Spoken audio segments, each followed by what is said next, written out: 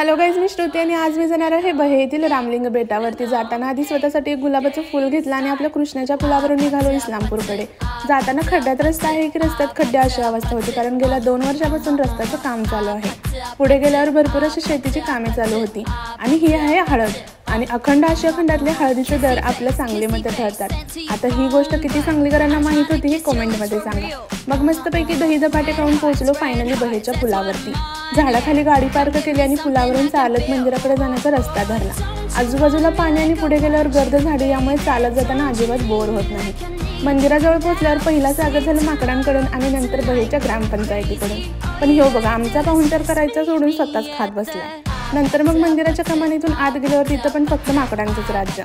त्यांचा खेळ मात्र जोरातच चालू होता। बाजूला नंदी महाराज दिसले आणि त्यांच्या समोरच रामाने स्थापन केलेलं रामलिंग।